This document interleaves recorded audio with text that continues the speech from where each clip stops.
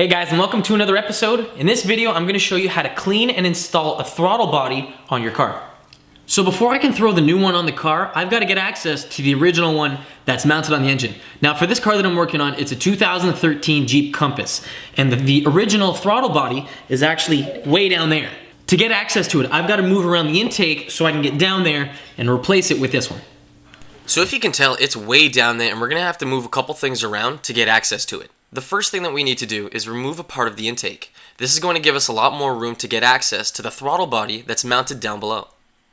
We now need to remove the piece of intake piping that's connected to the throttle body. It's connected on two ends, one at the airbox and the other end down attached to the throttle body. You have to remove both of these clips, along with the sensor right here, to remove it. After you have the sensor and the top clip removed, you have to go down below and remove the bottom one. The bottom is attached in the exact same way as the top, so just unscrew the screw and you'll be able to remove it. With the pipe now removed, you can see down there where the throttle body is. Now on the actual assembly, there's 4 bolts we need to remove. One on each side. There's one, there's gonna be another one at the bottom of it, and another 2 on each side. We need to remove those so we can take the throttle body out. To give you guys an idea as to what you should expect, once you take the tube off of the throttle body from down underneath, so you have the 4 bolts that I was talking about, but before you take them out, there's a sensor right there that you need to take out. If you don't know how to remove it, if you want, take a look at your new piece that you're gonna be putting in, and it'll give you a good idea as to what's attached to it and what you need to take off before you can remove the old one.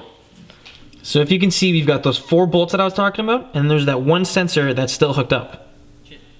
Now unfortunately, I don't have 3 hands, so I can't turn the ratchet, hold the camera, and move this coolant tube out of the way. So I'll catch up to you guys in 2 seconds once I remove those 4 bolts. Now a tool that's really showing to be useful. After you're using this ratchet to take out the bolts, an easy way to take out the bolts afterwards, once you've already loosened them, is with a little gimbal. Now what this is essentially the end of a ratchet, but it's a hand tool, like this. So you have the socket here, you turn it, and it ratchets. Turn, ratchet, turn, ratchet. And this thing is wicked. This one here is a 3/8 drive, but I'll have a link for this and even a 1/4 inch drive down in the description box. This thing is fantastic for working in very small areas that don't have a lot of room to work with. So if you guys are interested and you guys are gonna be getting into a job like this, one of these little gimbals is fantastic. Because there isn't a lot of room to have a ratchet down there and spin it, one of these little gimbals comes in very handy because you can just twist it with your hand.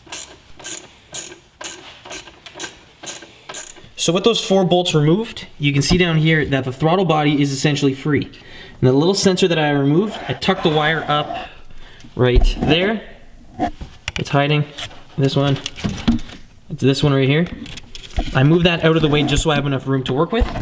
But essentially, the throttle body is free to move. So I should be able to take this out and simply replace it with the other one. Because the throttle body is a decent sized assembly, make sure that when you're bringing it up that you don't hit any wires or electrical harnesses, just so that you're going to be able to bring it up safely without causing any damage. So I have the 2 throttle bodies right here, and by the looks of it, you'd think that this is the one that we took out, but it's actually not. This is the one that we took out that's broken and needs to be replaced. This one, the owner of the car actually bought from a scrapyard and is going to be putting this on the car. It's been tested, it works, but before I put it on, I have to clean it. Now, I don't mean the outside clean. The outside doesn't really make a difference. I have to clean the inside. Just like when you're doing brakes on your car, you're gonna need some brake clean to take off any oil or dirt that's on the rotors. And the same thing goes for your throttle body. So if you look on the inside of here, you can see that there's a little bit of gunk and dirt that's built up. Now what we're gonna have to do is we're gonna have to clean that up using throttle body cleaner. And it's very similar to brake clean, but this is sensitive to electronics. So when we use this on the sensor and everything, and the throttle plate, we're not gonna be damaging it by any means because this stuff is made for throttle bodies. So it's very simple. Shake up the can and basically spray out the inside until it's clean. Now if you want to, you can open this up by pushing on where it opens to get some of the dirt out. So if you hold it there, get more of the cleaner, and keep spraying it until there's nothing left in there. Now if you guys want, say you have some dirt that's in a very hard to reach area and the throttle body cleaner isn't cleaning it, if you want, spray some of the cleaner in there and then agitate it with a brush. Now make sure that when you guys are doing this, don't use anything that's very abrasive to the metal, because the fitment between the throttle plate and the bore, essentially around here, is very tight and there's a very small tolerance. If you make any scratches or anything, you're gonna have an off idle, or the drivability of the car might go to only because you're not gonna have a proper seal between the flex plate and the outside part. Now you can see the close-up on this one, you can see how nice and clean it is.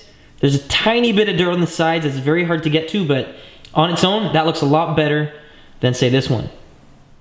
With the throttle plate now cleaned, we can go ahead and install the throttle body assembly back onto the car.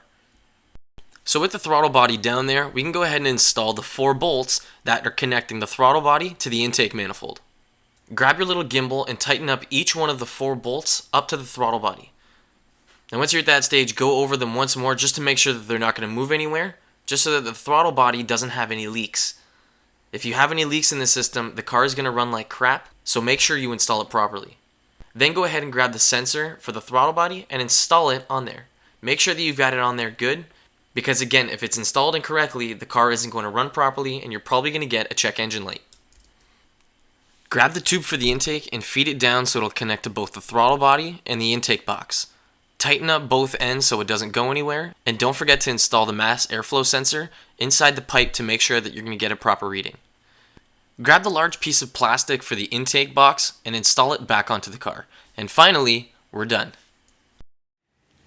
Doesn't look so hard now that I showed you how to do it, huh?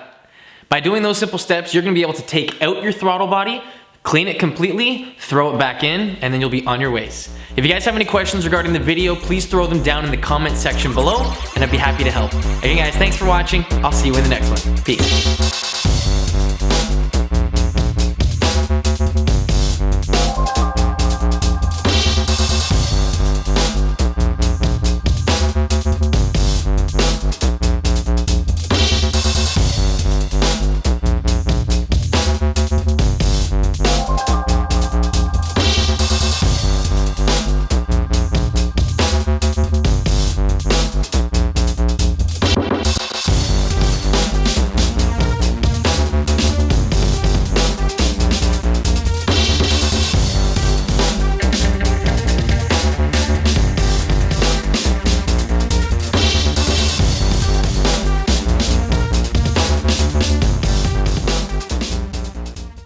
So this is what I have so far.